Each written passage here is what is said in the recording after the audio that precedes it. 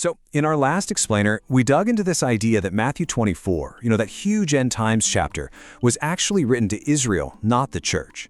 And that, of course, brings up a massive follow-up question. If that's not our roadmap for the future, then what is? Well, that's exactly what we're going to tackle today. And look, that is a totally fair question, right?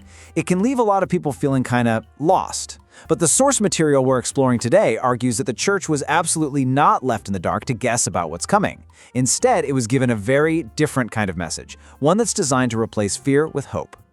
So here's how we're going to break this all down. We'll start with that core question and a really important guiding principle. Then we'll dive into the Apostle Paul's specific message. Check out a pretty surprising detail in the book of Revelation. Compare these two different messages side by side, and finally, really get to the heart of what the Bible calls the blessed hope. At the very heart of this entire argument is a simple and honestly a pretty reassuring idea. The church was not left in the dark. The source material is really clear on this, saying God provided specific, hope-filled instructions just for us. Our job is just to figure out where to find them. Okay, but how do we do that? How do you tell which scriptures are for which group of people? Well, to do that, you need a consistent way to look at things. The source we're examining suggests a simple but really powerful guiding principle, a key, if you will, that helps us unlock which passages are for which audience. And this is it. This is the central filter we're going to be using. The whole principle is that any passage written directly to the church will be talking to believers who are living in a very specific time and context, after the cross and living under the new covenant. So what does that actually look like in practice? It means we're looking for scriptures written after the resurrection and after Pentecost. They're going to be addressed to believers who have the Holy Spirit inside them. And, the source material argues, the tone is a dead giveaway. It's always going to be rooted in grace and hope, not in fear and warnings. Okay, so with that filter in mind, where do we even look in the Bible? The source points us straight to the letters of the Apostle Paul. The argument is that Paul received some really unique revelations that were meant specifically for the church, and that includes our instructions for the end times. Let's start with this classic passage from 1 Thessalonians. Paul paints this picture of a future reunion, where believers, both those who have passed away and those who are still alive, are caught up to meet Jesus in the air. It's an incredible image. But what's really fascinating here is not just what Paul says, but what he doesn't say. I mean, just look at what's missing from that description. There's no mention of an antichrist, nothing about a great tribulation, no wrathful judgments falling on the earth, and zero urgent warnings to run and hide. The entire vibe and focus is completely different from what you read in a chapter like Matthew 24. And here's the kicker. Paul wraps up this incredible prophecy not with a command to brace for impact or to panic, but with a command to comfort one another with these words. The argument is that this single instruction tells you everything you need to know about the purpose of the passage. It's meant to be a comfort. And it's not a one-off thing. Paul doubles down on this idea in the very next chapter. He says it as plainly as possible. The church is not appointed to wrath. He's drawing a really clear line in the sand. According to this view, if the church had to go through the tribulation, a time defined by God's wrath, it would flat out contradict this promise.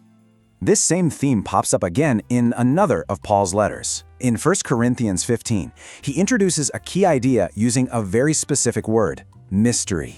Now, when the Bible uses the word mystery, it's not talking about a whodunit novel. It means a divine truth that was kept secret for ages, but is now, finally, being revealed. So what was this big mystery? That an entire generation of believers wouldn't actually die, but would be instantly transformed. This was brand new information, something you couldn't find in the Old Testament or the Gospels. And again, just listen to the tone. It's all about a glorious, instantaneous change, not about enduring years of terror. All right, I know what you're probably thinking. What about the book of Revelation, the ultimate end times book, right? Well, the source material points out something it calls a pretty shocking observation about where the church is in that book, and more importantly, where it isn't. This simple timeline makes it super clear. In the first 3 chapters of Revelation, the church is front and center. It's mentioned over and over, and it's on earth. But then, from chapter 6 all the way through chapter 18, the very chapters that describe the tribulation and God's wrath being poured out, the church is never once mentioned on earth again.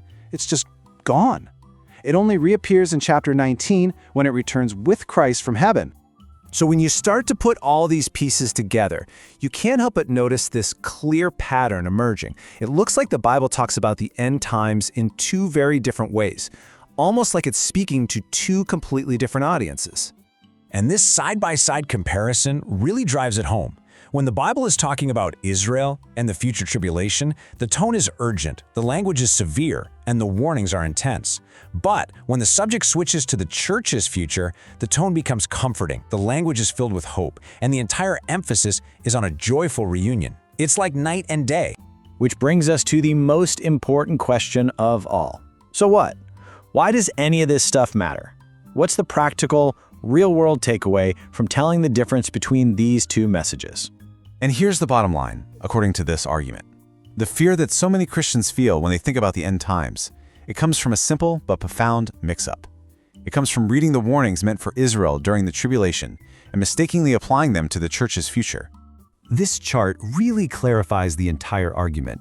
According to this interpretation, the church isn't on the lookout for the Antichrist. It's not bracing for the abomination of desolation or for terrifying judgments. No, the church is waiting for a person, Jesus. We're not waiting for a crisis, we're waiting for a reunion, for what Paul calls the blessed hope. Just let that sink in for a second. According to Paul's letters, the proper posture of the church isn't bracing for impact, it's the eager anticipation you'd feel before a wedding. It completely shifts the emotional landscape from one of fear and dread to one of joyful expectation. And that really says it all.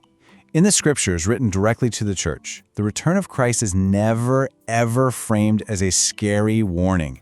It is consistently presented as our blessed hope. And that's the difference between waiting for a storm and waiting for the sunrise.